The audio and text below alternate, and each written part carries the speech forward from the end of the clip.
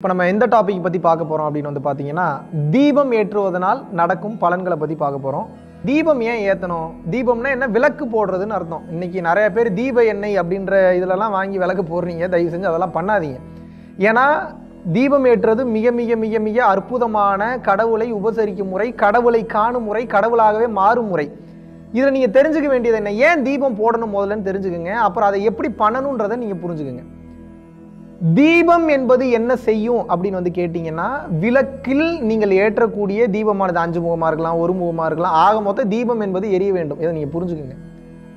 எவ்வளவுக்கு எவ்வளவு உங்கள் வீட்டில் அதிகமாக விளக்கு எரிகின்றதோ, விளக்கில் அந்த நெருப்பு என்பது துளிர்விட்டு எரிகின்றதோ, அதில் நீங்கள் புரிந்து கொள்ள வேண்டியது என்ன? அவ்வளவுக்கு அவ்வளவு உங்கள் வீட்டில் இருக்கக்கூடிய ஈவில் எனர்ஜிஸ், நெகட்டிவ் எனர்ஜிஸை அந்த விளக்கு என்பது சாப்பிட்டு விடுகிறது. கெட்ட எனர்ஜியை பூரா சாப்பிட்டு நல்ல வைப்ரேஷனை எமிட் பண்ணக்கூடிய ஆற்றல் என்பது, எமிட்னா என்ன, வெளியிடக்கூடிய அந்த ஆற்றல் என்பது அந்த தீபத்திற்கு உண்டு. இதை நீங்கள் தெளிவாக புரிந்து கொள்ள வேண்டும்.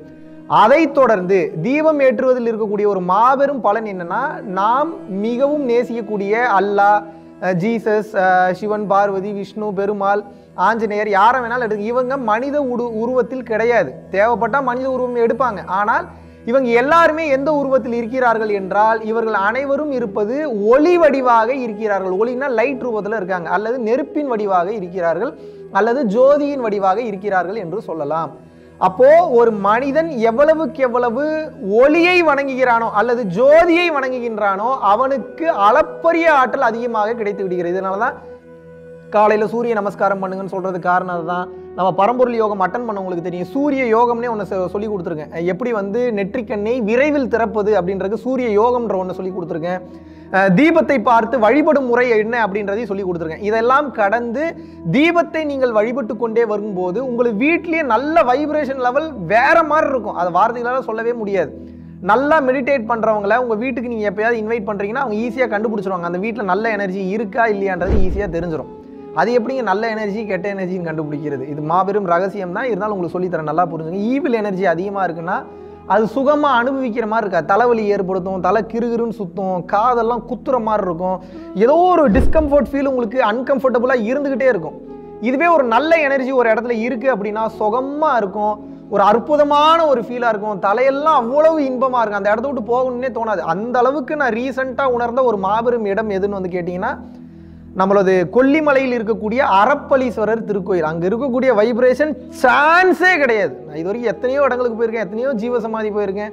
அங்கே 18 சித்தர்களும் வழிபட்ட இடம். 18 சித்தர்களும் அங்கே இருக்கக்கூடிய தெய்வத்தை உருவாக்கி அங்கே இருக்கக்கூடிய அந்த அம்மனுக்கு பேர் அறம் வளர்த்த நாயகின்னு சொல்லிட்டு வேற அந்த அம்மனுடைய அந்த ஸ்தலம் வேற அந்த இடத்துல இருக்கு.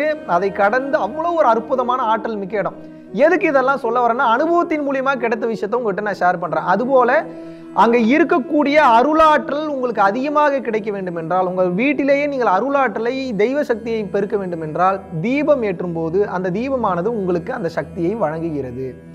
எவ்வளவுக்கு எவ்வளவு உங்கள் வீட்டில் பாசிட்டிவ் எனர்ஜி இருக்கோ அவ்வளவுக்கு எவ்வளவு கெட்ட விஷயங்கள் உங்களுக்கு நடக்காது. அப்போதைக்கு ஒரு சில பொருட்கள் உங்களை விட்டு போகிற மாதிரி தெரிஞ்சாலும் அது உங்களது நன்மைக்காக தான் நடந்து இருக்கிறது என்ற புரிதல் என்பது உங்களுக்கு வரும். இதையெல்லாம் கடந்து தீபம் என்பது உங்கள் வீட்டில் எரியும் போது தீப எண்ணெயோ இல்லை நார்மலான எண்ணெயோ கலப்படம் கலந்த எண்ணெயோ ஊற்றக்கூடாது. மேக்சிமம் இலுப்பை எண்ணெய் யூஸ் பண்ணுங்க. அப்படி இல்லாட்டினா சுத்தமான அசல் விளக்கெண்ணெயோ இல்லை அசல் நல்லெண்ணெயோ யூஸ் பண்ணீங்கன்னா மிக மிக மிக மிக சிறப்பு. முதல்ல உங்களுக்கு நான் பரிந்துரைக்கிறது இலுப்பை எண்ணெய், சுத்தமான இலுப்பை எண்ணெய்ன்னு சொல்லி ஆர்கானிக் ஸ்டோரில் நிறைய கிடைக்குது. அந்த இலுப்பை எண்ணெய் நீங்கள் ஏற்றும் போது பல தேவதைகள், நல்ல தேவதைகள் உங்கள் வீட்டில் குடிபுகும். அந்த தேவதைகள் நல்ல அருளாற்றலை வழங்கும், குடும்பத்திற்கு நல்ல ஹெல்த்தினஸை கொடுக்கும், கைகால் சுகத்தை கொடுக்கும், தேவையில்லாத மன சங்கடங்களை வந்து பார்த்தீங்கன்னா வெளியேற்றும். இதையெல்லாம் கடந்து தேவதைகளை கடந்து சில பல சித்தர்களும் உங்கள் வீட்டிற்கு இலுப்பை எண்ணெய் மூலியமாக வருவதற்கு வாய்ப்பு என்பது உண்டு. ஸோ தீபத்தினுடைய மெயின் நோக்கம் என்ன? நமது குமரிக்கண்டம், லெமுரியா கண்டம்னு சொல்லுவாங்க. இப்போ தான் தமிழ்நாடு இந்தியான்னு பிரிஞ்சிருக்கு. அந்த காலத்துலலாம் வந்து பார்த்தீங்கன்னா பல வருடங்களுக்கு முன்னாடி குமரிக்கண்டம் அப்படின்னு வந்து சொல்லுவாங்க.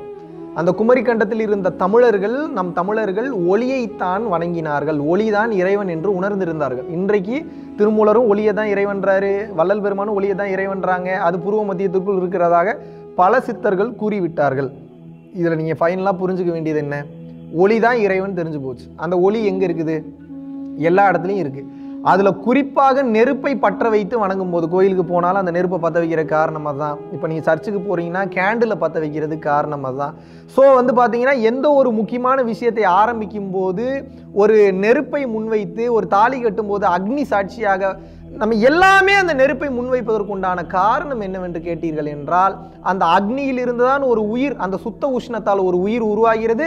அந்த அக்னியின் மூலமாகவே அந்த சுத்த உஷ்ணத்தை கடந்த நிலையில் அந்த தனஞ்சயன்ற வாயு கடைசியா உடலை விட்டு உயிர் பிரியும் போது, அந்த உஷ்ணம் விலகும் போது உடலில் இருக்கக்கூடிய உயிர் என்பது பிரிகிறது. ஸோ உஷ்ணத்தில் ஆரம்பித்து உஷ்ணத்தில் முடிகிறது. இன்னும் சிம்பிளா சொல்லணும்னா, ஒளியில் ஆரம்பித்து ஒளியில் முடிகிறது. இதில் தன்னை உணர்ந்தவன் என்பன் ஒளியோடு ஒளியாகவே மாறிவிடுகிறான், ஒளியோடு ஒளியாகவே பயணிக்கிறான். அட் த எண்ட் என்ன? தீபம் என்பது உங்கள் வீட்டில் முடிஞ்ச அளவுக்கு ஏற்றணும். அது ஏன் ஈவினிங் டைமில் மலை ஏற்றணும்? மலை ஏற்றணும் அணைச்சிடணும்னு ஏன் சொல்கிறாங்கன்னா, எலியோ இல்லை வேறு ஏதாவது பல்லியோ இல்லை வேறு ஏதாவது சில விலங்குகள் நீங்கள் வீட்டில் வளர்க்குறீங்க, பெட்ஸ் வளர்க்குறீங்கன்னா வந்து அந்த தீபத்தை தட்டி விட்டுருச்சுன்னா வீடே தீப்பிடிச்சி எரிஞ்சிடும்ன்ற காரணத்துக்கு தான் மலை ஏற்றணுன்றது. ஸோ நீங்கள் உங்கள் வீட்டில் மேக்ஸிமம் இருக்கிற வரைக்கும், உங்கள் கண்காணிப்பில் இருக்கிற வரைக்கும் எவ்வளவுக்கு எவ்வளோ தீபத்தை எரிய விடுகிறீர்களோ அவ்வளவுக்கு அவ்வளவு உங்கள் வீட்டில் அருளாற்றல் என்பது அதிகரிக்கும். நன்றி, வணக்கம்.